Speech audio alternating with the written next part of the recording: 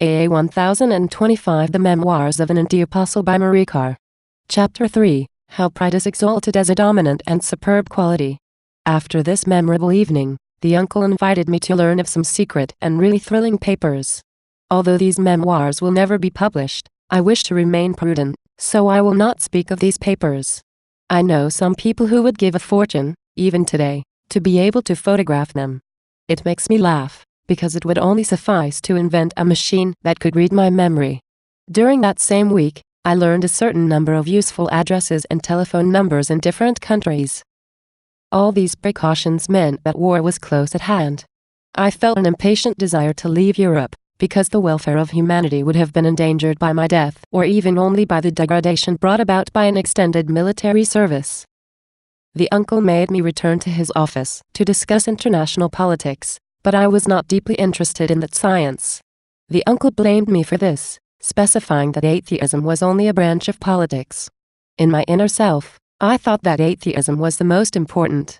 And the uncle, who seemed to hear my thoughts, added, "You are right to consider atheism as primordial, as fundamental, but you still have much to learn in this matter."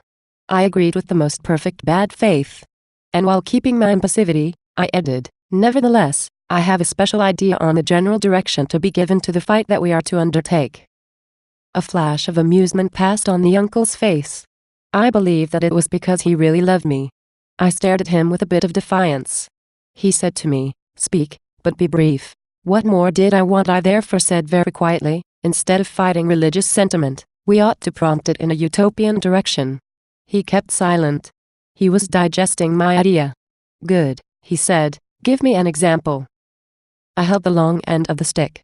In fact, it seemed to me that the whole world was in my hands at that moment. I calmly explained, "You must drive into the head of men, and particularly into the head of churchmen, to search for, at any price, a universal religion into which all churches would be melded together. So that this idea could take form and life, we must inculcate in pious people, especially Roman Catholics, a feeling of guilt concerning the unique truth in which they pretend to live. Are you not yourself utopian in the second part of your proposition?" "No, no, not at all," I replied vividly. "I was Catholic, and very Catholic, very pious and zealous until my 14th year, and I believe it to be rather easy to show Catholics that there are other holy persons among the Protestants, the Muslims and the Jews, etc., etc. Let us admit this." He answered me, "But then what sentiment will the other religions have? It will vary," said I, "and I still must study this aspect of the problem. But for me, it is essential to strike deeply and definitely at the Catholic Church. It is the most dangerous one. And how would you see this universal church to which you would like to have all churches run?" "I see it very simple," said I. "It could not be otherwise but simple. So that all men could enter it. It could retain a vague idea of a God, more or less creator, more or less good, according to the times. Moreover, this God will be useful only in periods of calamity. Then the ancestral fear will fill these temples, but in other times, they will be rather empty." The uncle thought it over a good while, then he said to me, "I fear that the Catholic clergy will quickly notice the danger and be hostile to your plan." I replied sharply, "This is what has happened until now. My idea was launched by non-Catholics, and the Catholic Church has always closed its door to such a program. It is precisely why I wanted to study the way to make it change its mind. I know that this will not be easy, that we will have to work hard at it, during 20 or even 50 years, but how we should succeed in the end. By what means? By numerous and subtle means. I look at the Catholic Church as if it were a sphere. To destroy it, you must attack it in numerous small points until it loses all resemblance to what it was before.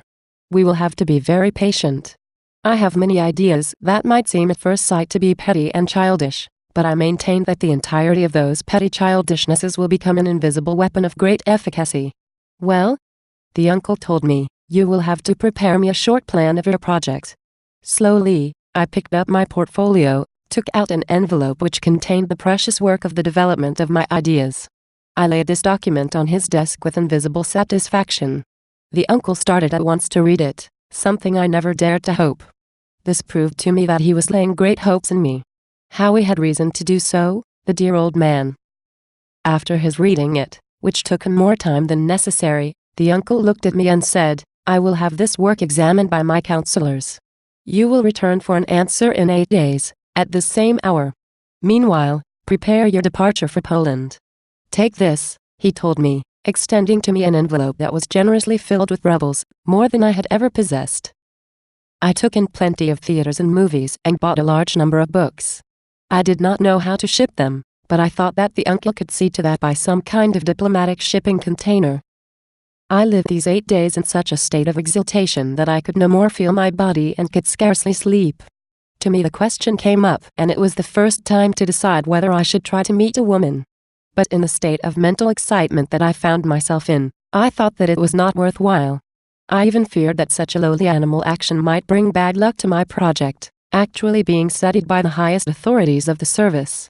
Was it not important, before all else, that I should, then and there, jump over many ranks and go ahead of the largest number possible of the 1024 predecessors of mine, who could not surely be so worthy as I was?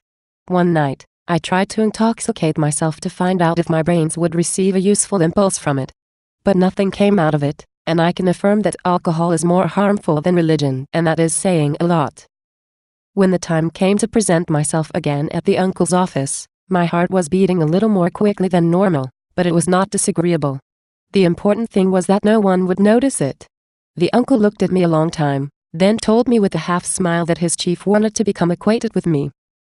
As it was certain that such a high official would not put himself out just to let me know his displeasure, I was not at all impressed by this convocation. But, on the other hand, I was horrified by the exterior aspect of this famous chief. Horrified is the correct word to use, and, 30 years later, I only have to close my eyes to see him again and to feel his presence. He has such a presence that all the others seem to be only puppets. I still hate that feeling, but I must add that this presence of his was that of a monster. How can one accumulate, in one and the same person, brutality, coarseness, ruse, sadism, vulgarity? This man must surely be one of those who visit prisons in order to delight themselves in tortures.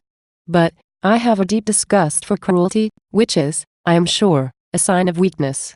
And as I despise all kinds of weaknesses, how could I ever accept the uncle's showing himself so servile in the presence of the brute who received us? The brute acted like all chiefs. He began by looking fixedly into my eyes to see. To see what with me, there is nothing to see. There will never be anything to see, comrade, thought I with satisfaction. Then the chief asked me what I cared for the most. It was easy for me to say, the triumph of the party, whereas the truth held more subtlety. Did the chief have none? It was unthinkable. Then he added in a slightly neglected tone, from now on, you are on the list of our active secret agents. You will give orders every week. I rely on your zeal. I readily admit that it will take a long time to destroy all religions from within. Nevertheless, it is necessary that the orders which you will give find an echo, notably among writers, journalists and even theologians.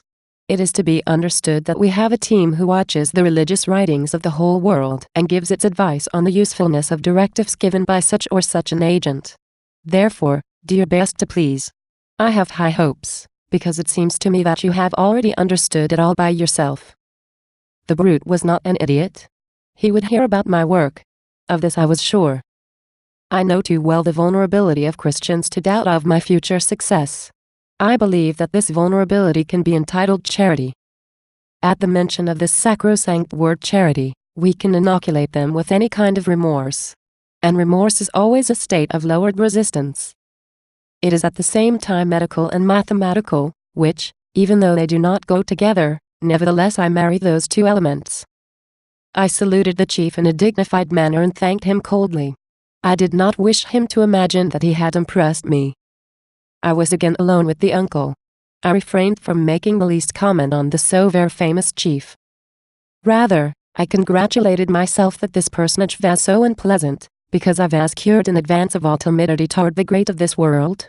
And I always came to the same conclusion, that all in all, I was the greatest.